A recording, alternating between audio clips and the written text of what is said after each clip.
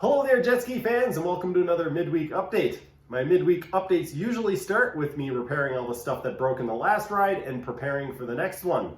I didn't have anything really catastrophic break on the last ride, so this video is about me tinkering around with stuff, doing some modifications, and trying to make the X2 just a little more pleasant to ride. I am going to be releasing a separate video about the head work. Some of you know I've been working on a 1100 head, and a few of you expressed interest in that, so instead of just putting a few little clips in this video, I decided to make a separate video on that. Be forewarned, that video is not going to go into great detail because I have already released a video on my 650 head, which I went into quite some detail on, and I've already released a video about squish bands. So, with all that being said, let's get into this one. Those of you who follow me on Patreon will already know that I ordered myself a hooker impeller from Impros, and they recommended that I bore out my nozzle to a minimum of 86 or get another nozzle. I quite honestly did not think this was going to work, but I was able to mount it up in my 4-jaw chuck, and it is turning fairly true, so I'm going to mount my, this thing into the, I'm going to mount that on the lathe and take a couple millimeters off of here. I was told that I can safely take the stock nozzle to 86 millimeters. It's about 83 now. There are brass inserts in here that I am going to end up machining into, so I'm not sure what I'm supposed to do there, but I'm going to take very, very light cuts and try to cut through them and see what happens. I currently need to take about 15 thousandths. I'm going to take a 10 thousandths cut. I got a little bit of soapy water to keep it cool. That helps it cut instead of just melting the plastic.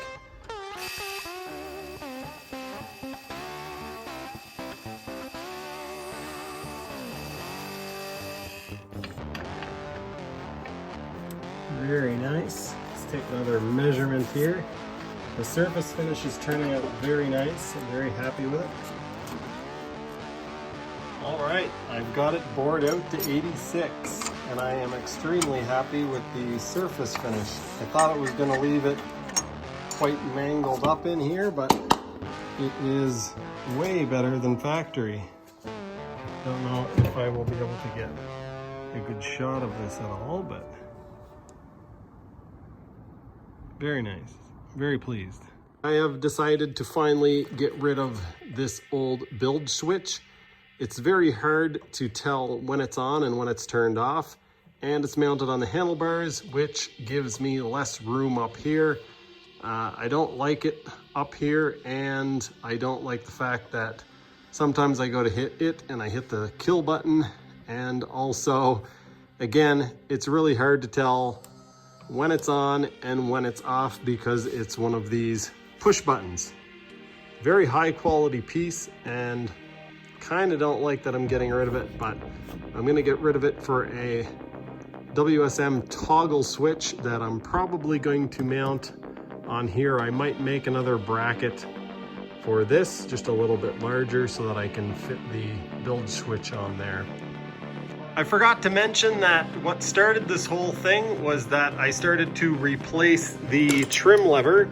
So originally I was using this very old, very high quality, but also quite heavy Odyssey Modu lever. This is a lever that I had for my first BMX that I ever built up, and I still have it. It is quite heavy, so I'm going to replace it with this. I think this is a Springfield. Anyway, made by the same company, but it's quite a bit lighter, and it mounts on with just a single bolt clamp, where this one has to slide on over the end of the handlebar.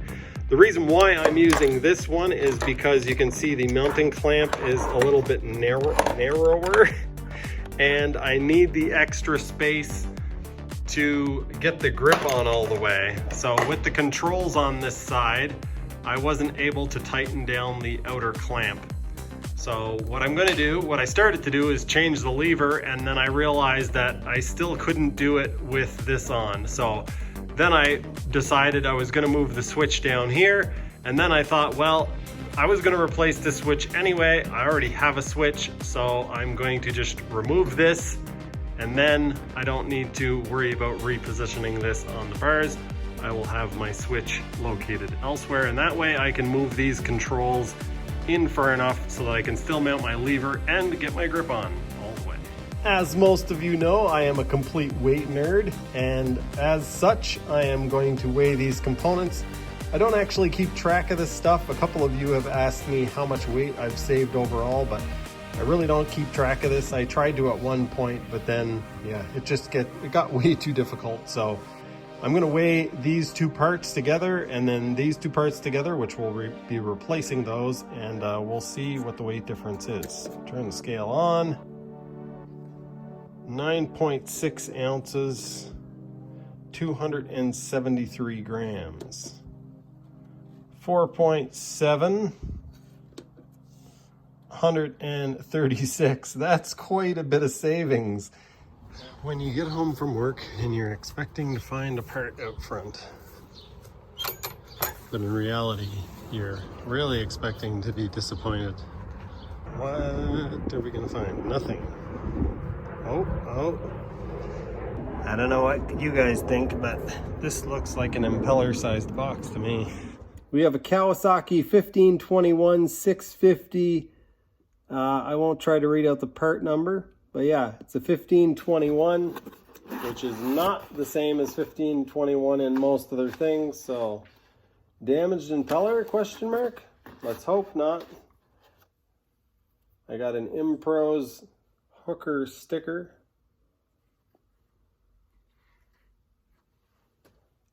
I got the rubber nose cone plug thing.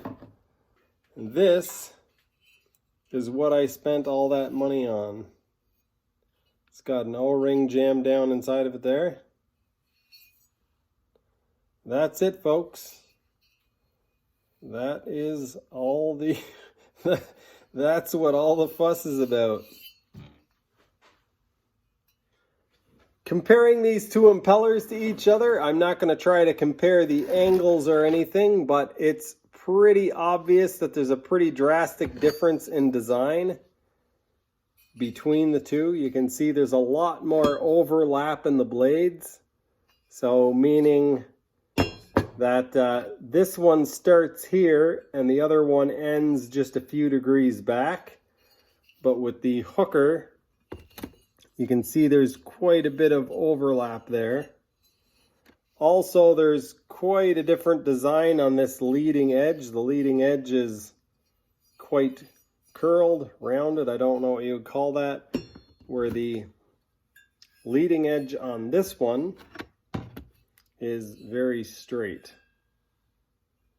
Now that the impeller is out, you can actually see it's been making contact there. The old one was making contact there, and here, and here, and quite substantially along there.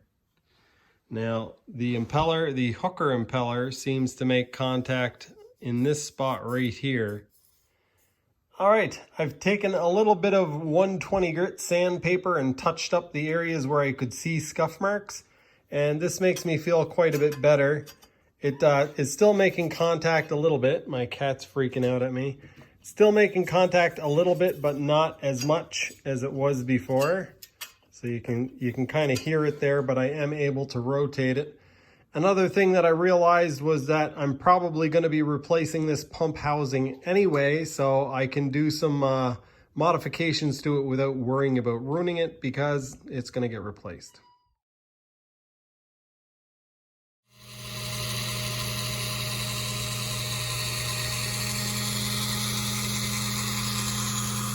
Hey, it's Joel Arsenault here, the world's worst YouTuber, the guy who does a whole bunch of stuff and doesn't film any of it.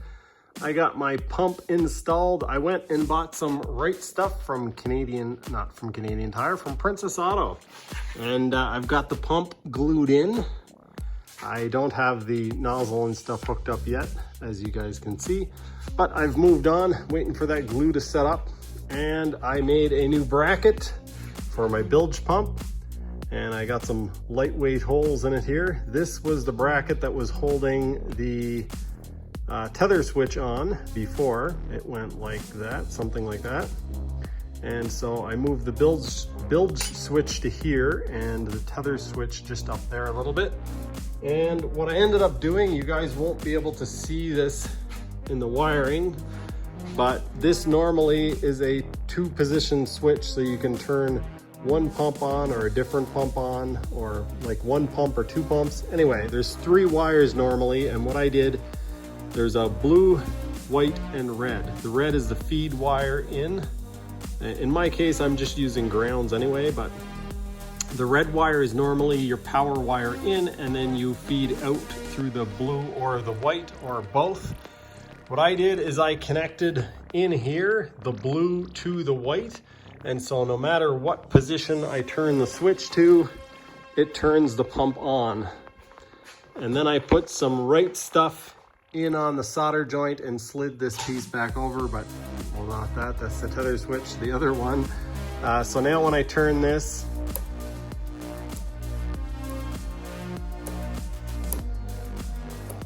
so no matter what position I put that in, it's either off or on. There's no dead position. BJ had one of these switches on his and I really liked it, but only one position was on, and when you're riding, it's too noisy to tell which one is on, and I would always forget.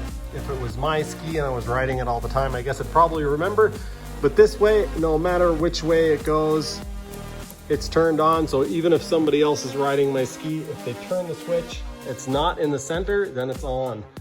I've also put some wiring loom on this wire here. I just was about to get some zip ties and tie wrap that down and decided I would film a little bit. So I've got it running down to the grounds here, and then 2 wires for the kill switch and the start button come down and exit through the side of the loom there to make it tidy. Thinking about removing the choke altogether, but I don't know if that's a good idea, because as soon as I remove it, I'll probably need it out on the water. But typically I start the jet ski and I start it on the shore with either the hood off or it on the back of my truck. And then I just keep running the ski, and I don't usually need the choke.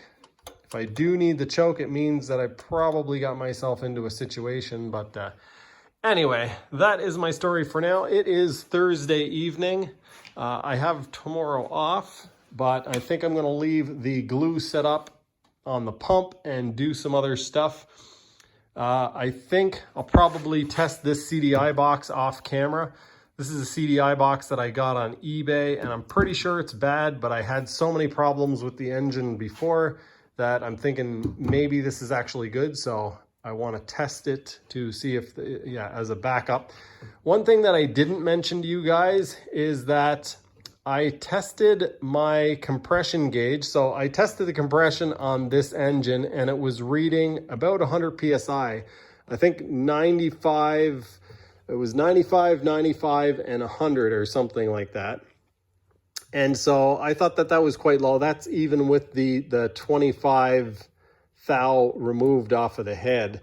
And so what I did is I took my compression gauge outside and tested a fairly new lawnmower engine, and it was only showing 60 PSI. And I know that those engines are between 100 and 110 PSI. So it is obviously reading low. So that makes me feel a little bit better about this. Anyway, that's all I have to say for now. Well, there you have it, folks. Another midweek update. I hope you guys enjoyed the footage. I was really hoping to get out and test the bored out nozzle before installing the Impros hooker and impeller, but it looks like that's not going to happen because I am way too excited to try out the impeller. And so I'm going to get out on the water. As you guys saw in the video, I've already got that stuff installed.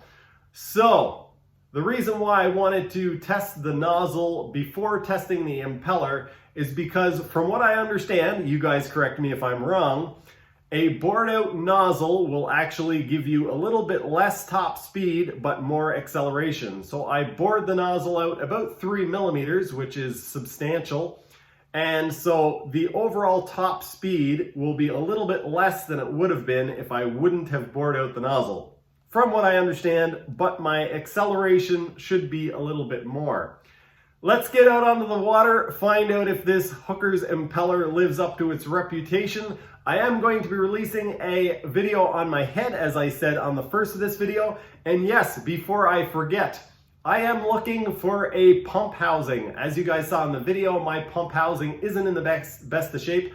I actually have some cracks on the stator vanes, and I am worried that it's gonna let go. It is making a little bit of contact under load, and so that is definitely not good, especially with a new impeller in there. Anyway, this is a long enough outro. I hope you guys are excited for the test ride of the Impros hooker. I am. I can't even say the words. That's going to do it for this one. Thanks for watching. I'll see you next time.